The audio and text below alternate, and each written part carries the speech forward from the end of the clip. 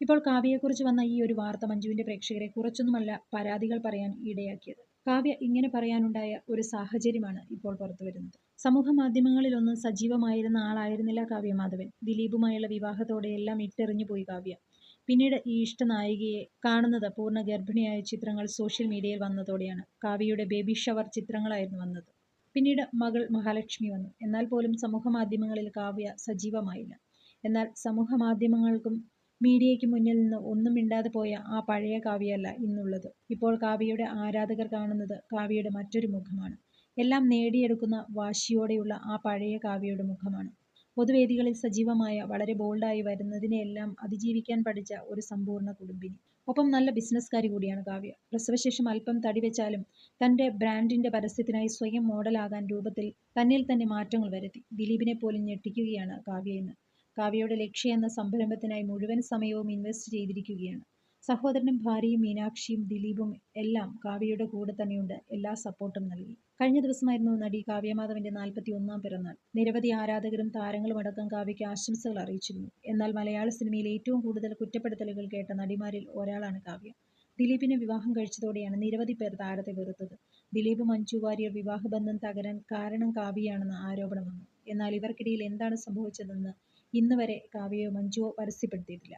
കാവ്യയല്ല തന്റെ ആദ്യ വിവാഹബന്ധത്തിൽ പ്രശ്നമായതെന്ന് ദിലീപ് ചില അഭിമുഖങ്ങളിൽ പറഞ്ഞിട്ടുണ്ടെങ്കിലും പരിഹാസങ്ങളും അധിക്ഷേപങ്ങളും കാവ്യയ്ക്ക് നേരെ വന്നുകൊണ്ടിരുന്നു.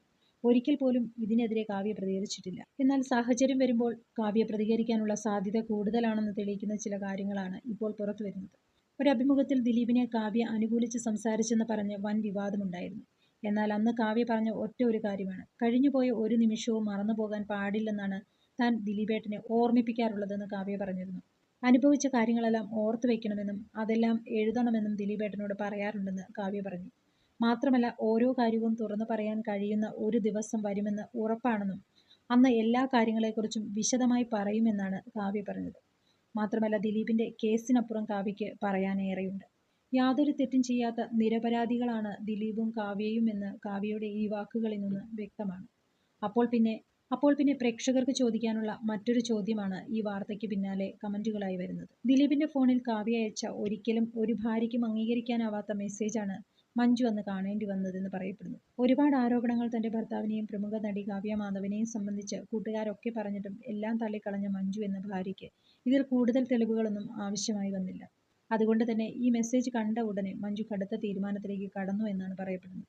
ഇതാണ് ഇവരുടെ വിവാഹമോചനവുമായി ബന്ധപ്പെട്ട് പുറത്തു വന്ന വാർത്തകൾ. നടിയാക്രമണ കേസുമായി ബന്ധപ്പെട്ട് മഞ്ജുവിന്റെ മൊഴിയിൽ ഇക്കാര്യങ്ങൾ ഉണ്ടെന്നും വാർത്തകൾ പുറത്തു വന്നിരുന്നു. എന്നാൽ സത്യത്തിൽ എന്താണ് സംഭവിച്ചതെന്ന് അറിയില്ലല്ലോ. ഇതാണ് മഞ്ജുവിനെ സ്നേഹിക്കുന്ന പ്രേക്ഷകർക്കിടയിൽ ചർച്ചയായത്. കാവ്യയുടെ വാക്കുകൾ തന്നെയാണ് ഇതിനെല്ലാം കാരണമായത്.